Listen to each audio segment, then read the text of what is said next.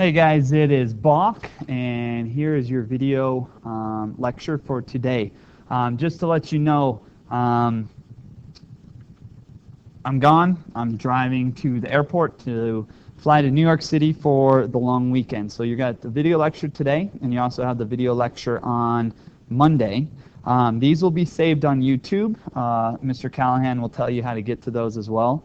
And you can watch them at your own pace if you want, if you brought a cell phone, or if you brought your laptop. Or you can go home and watch them at your own pace and hit pause, reflect on things, rewind, that sort of pacing. Okay. Today in class, if you're doing it as a whole, I want you to pace yourself by someone coming up to the board and hitting pause.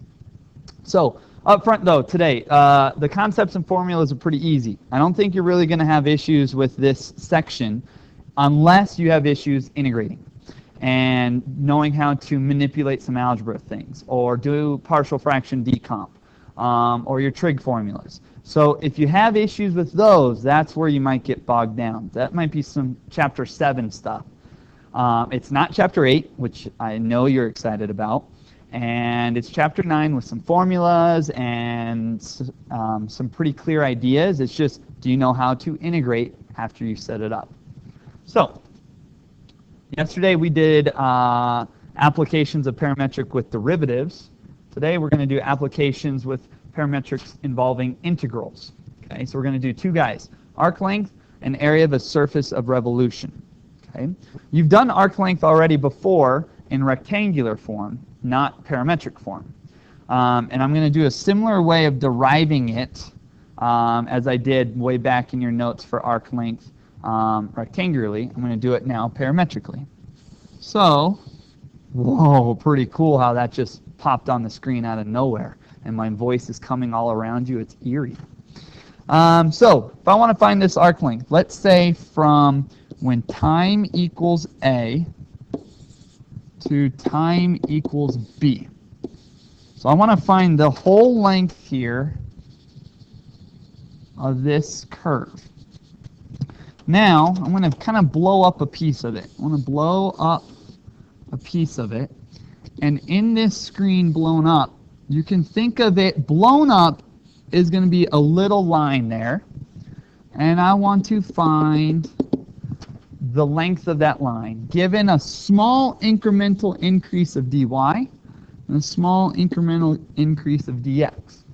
So if I wanted to find that line, this little length right there, I could say the length is Pythag dy squared plus dx squared.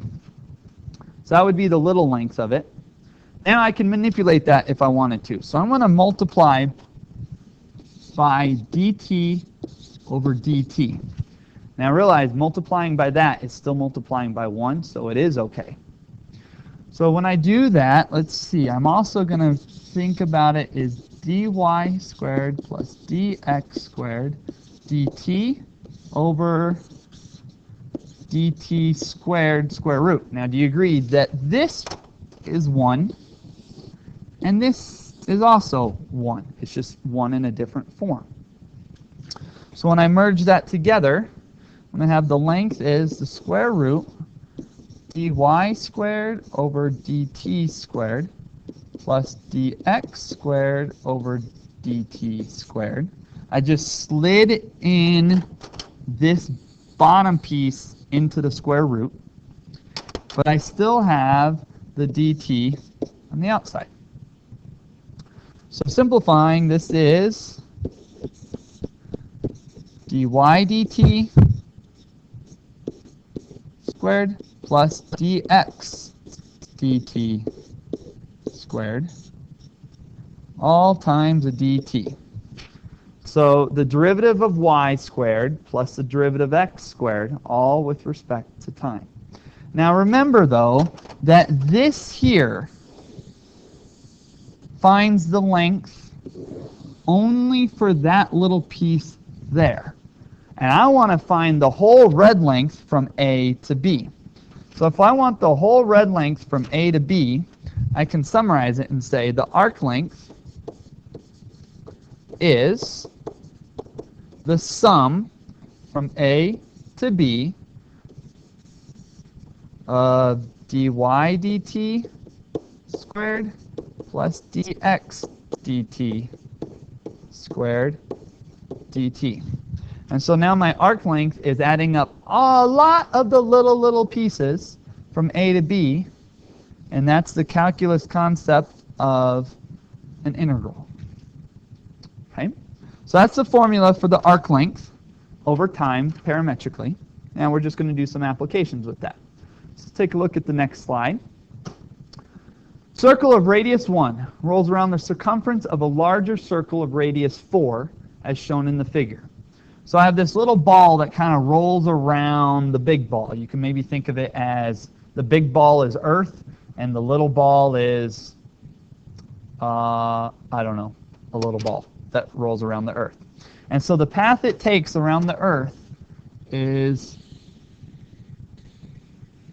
this piece, like that. Okay. I want to find the total arc length of it. Okay. So, using the formula, I know I need dx dt and dy dt, so let me go get those right away. Let's see here. dx dt is derivative of cosine's negative, so negative 5 sine of t. And this is a chain rule here. Do not forget that that's a chain rule. The derivative of negative cosine is going to be a positive sine of 5t, but a 5 pops out front. And then this guy, dy dt, is 5 cosine t. The derivative of negative sine would be a negative cosine. But again, that 5 pops out. Okay, so I have both of those. Now I'm going to square them. And I'm going to just kind of do that before I really put it into the integral. I'm just going to try and simplify things. So that guy squared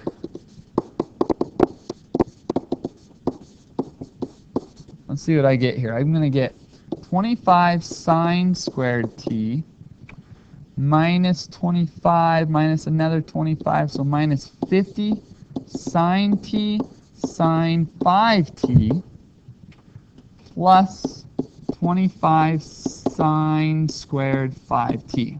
And like I said today, the formulas for integral of the arc length is easy, but all the math is where you can get lost. So dy dt, I'm going to square that out, which is this whole beast squared out. That's going to be 25 cosine squared t minus 25 is minus 50 cosine t cosine 5t plus 25 cosine squared 5t. Okay, so I have, so far I have, let's see if I can highlight for you. Where's my highlighter? There it is. I have dx dt squared, and I have dy dt squared. And in the formula for arc length, I'm supposed to add those up. So I'm just going to add those up right now. So I'm going to add these up. And hopefully you notice some things. That squared plus that squared is just 25. And over here, the same pieces here. Notice it's the same argument, 5t and a 5t. So that guy squared plus that guy squared is also a 25. That's nice. And then I have this piece here. Okay? And that piece there, hopefully we can reduce it using this right here. Cosine of A plus B is cosine of A, cosine of B, minus sine of A, sine of B. Hopefully we can use that. So let's see what we got. Let's see what we got. Let's see what we got.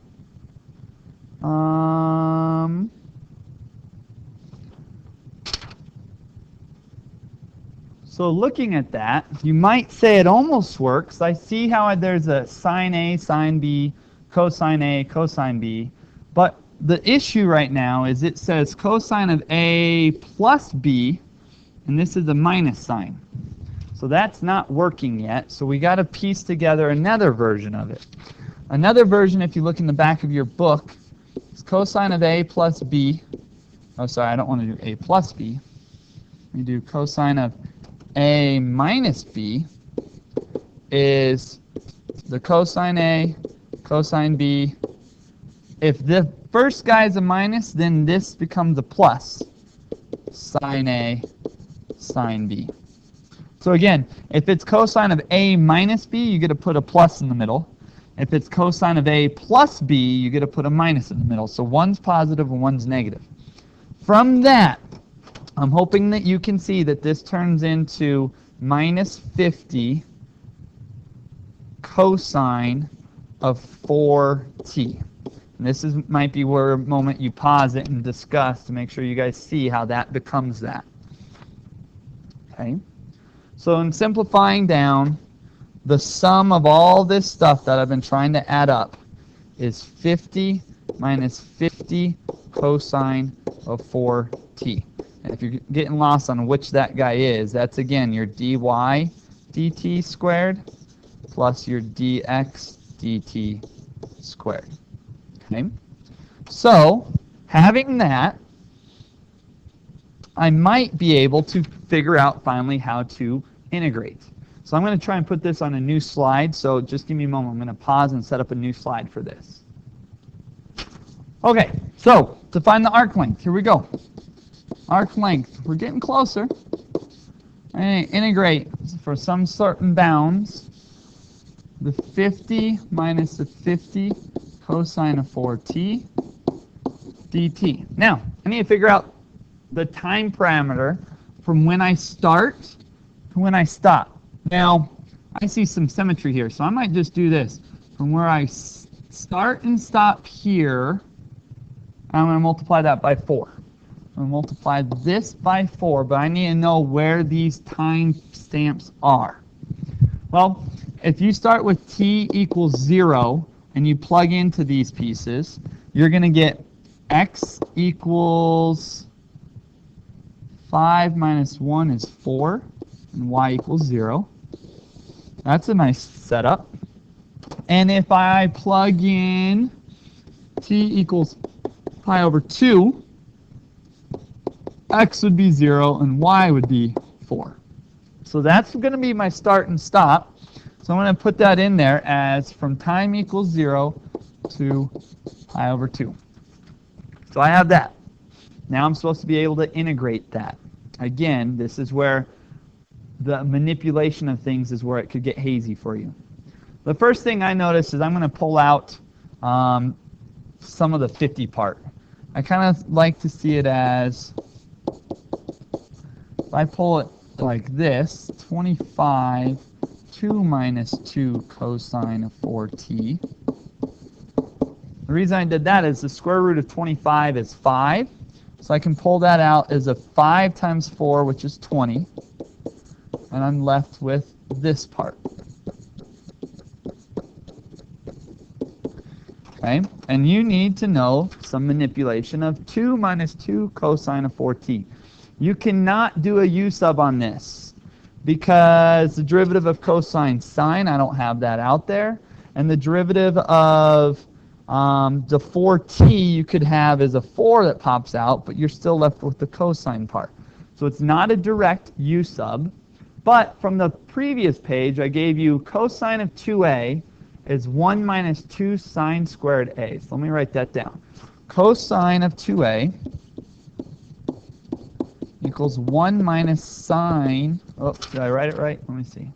Cosine of 2a is 1 minus 2 sine squared of a. Minus sine squared of a. Well, manipulating, I could say sine squared of a is 1 minus cosine 2a. And from this, if you want, I could say 2 sine squared of a is 2 minus 2 cosine 2a. And hopefully you're already seeing it, that this is the single and that's the double. So 2 sine squared of 2a would be 2 minus 2 cosine of 4a. I'm going to use this and throw it into there. So this is now going to be 20, 0 to pi over 2, square root of, let's see, this turns into 2 sine squared of 2a, which I don't want to say 2a, I guess I should say 2t, dt. Okay? Now, what's nice about that is, stop! I made a mistake. Sorry, guys, as I'm bouncing back and forth and I'm not used to this. So, red alert, red alert, red alert. I wrote this down wrong. This is 1 minus 2 sine. That's what the formula says. So then this would be 2 sine squared of a is that, which would mean that if I multiplied by 2, this would be 4 of that, which would mean this is 4 of that, which means over here I need to make a correction and put this right here as a 4. I truly apologize for that. That is my fault. It's because I'm going back and forth, and it's 4 o'clock after a long day of teaching. So, my fault. Okay, so I have that, and I can extend the page and look now that this turns into 20, 0 to pi over 2, 2 sine of 2t dt, which I think we will be able to solve pretty nicely now. This is going to turn into negative 20 cosine of 2t, evaluated from 0 to pi over 2, and when you solve that, you get 40. So the length around, and I'll highlight it, the length around that ball goes all the way around is 40. Okay? Again, I do not think that the setup was hard, but it took us 2 pages to solve this. If you want to look at it kind of step by step as well, you can look at it on page 678, and you can look at it at your own pace if you would like. Okay? So, that's an arc length problem. Now let's take a look at area of surface of revolution. Okay, and this is going to be following on page 680. So you can write this down.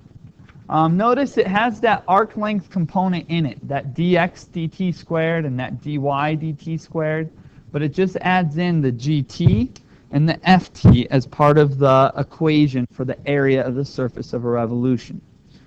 I know you guys are writing this down, so go at your own pace. The big thing I notice is this.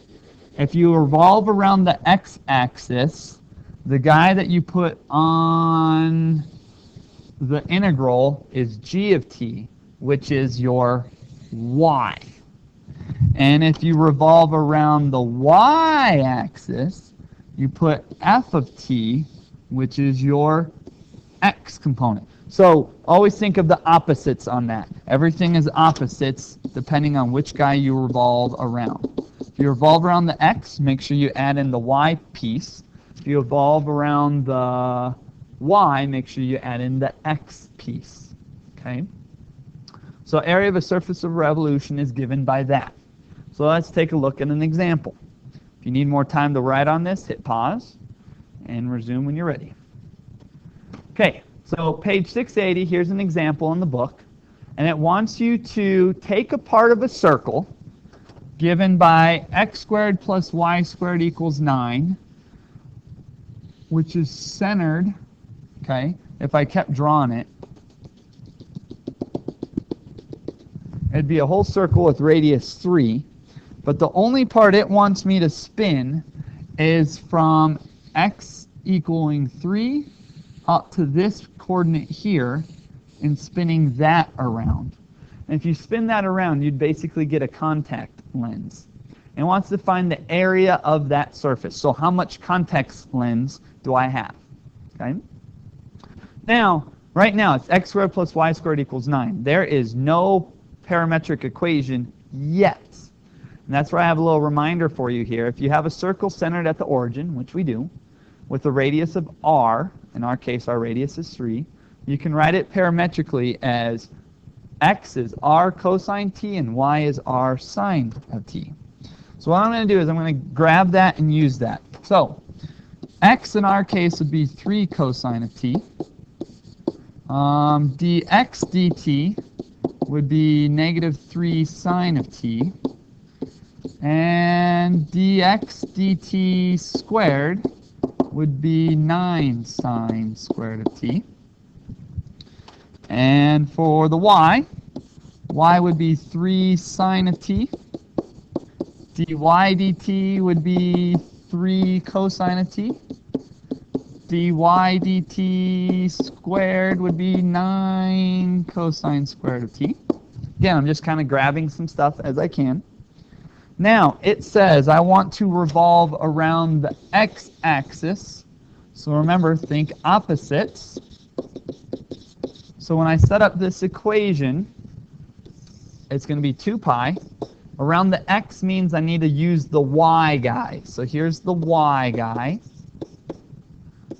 Square root of dx dt squared plus dy dt squared, which is the 9 sine squared t plus the 9 cosine squared t dt.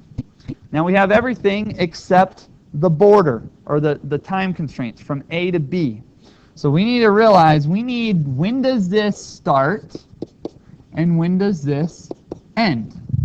So where can we get that? If I need to go, where does it start and where does it end? Okay. Well, I'm going to just focus on the x values. When is 3 cosine of t equal to 3? At what time component does that happen? It happens at time equals 0. That one's the easy one. We're kind of getting used to that. But the next thing is, when does it equal the other component? So the question here is, when does this happen? Well, if you want, you can set it up with the x equals 3 cosine of t. X in this case is 3 over 2, 3 cosine of t. So now I have 1/2 equals cosine of t. And when does that happen? That happens at pi over 3. So I now can insert that I need to go from 0 to pi over 3 to solve this problem. Okay? Now, this one's going to solve a lot quicker than the last one with the arc length. So I hope you enjoy that. Let's see. Doing some manipulations here. I'll keep this as 3 sine t for a moment, but 9 sine t plus 9 cosine t just equals 9, and the square root of 9 is a 3. So that's nice. So now all of a sudden I have 2 times 3 times 3, 3, 6, 18 pi from 0 to pi over 3 of sine t dt, which is negative 18 pi cosine t from 0 to pi over 3. Okay?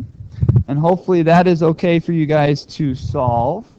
Let me get negative 18 pi cosine of pi over 3. Cosine of pi over 3 is the square root of 3 over 2. And the cosine of 0 is 1.